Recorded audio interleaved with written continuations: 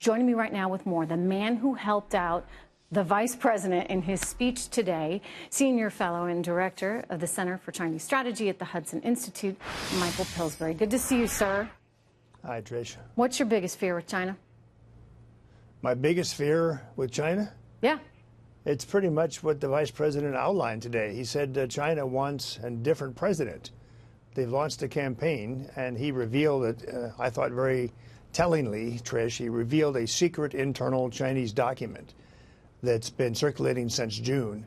It's a plan to kind of replace President Trump. It particularly wants to sow discord between our governors and mayors and local officials and the federal government and President Trump. And he laid out quite a few examples of how that works. In a related call, he's getting very specific now as a man of action. He and President Trump are men of action. And they're trying to do something about these various challenges. One of them was to call on Google today to cancel its secret program called Operation Firefly. This is a program that Google has, only Google in the world has this.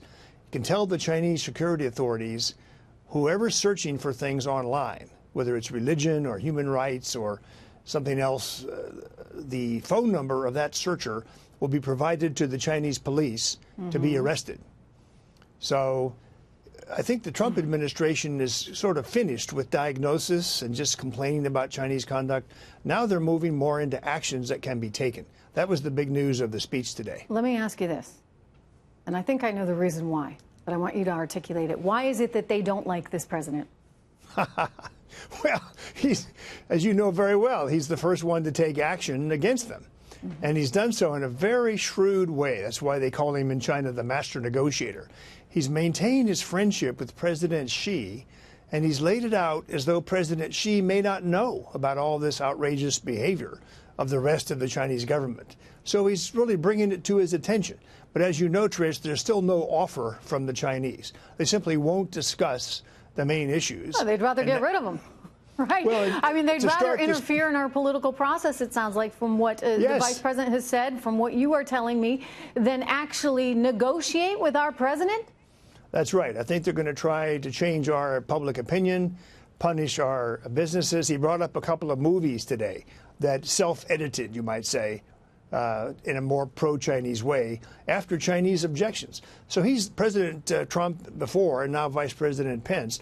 They're laying out a fairly comprehensive Chinese response that they're going to try to affect American elections, get a different president, work on supporting anybody who's dependent on purchase of things from China. It's actually a very clever Chinese plan. Well, I mean, we heard about the Russians, right?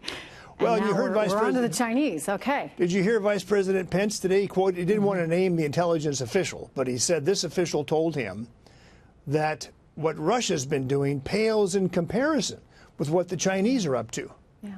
Look, and the Chinese have a bit more economic might as well, which always worries me, Michael Pillsbury, because I think that, you know, as you are gaining in your economy, you also have the possibility of really gaining in your military options as well. And we need to be very, very aware.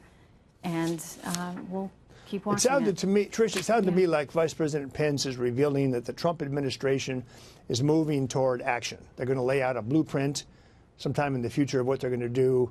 And he was giving us some glimpses of that today.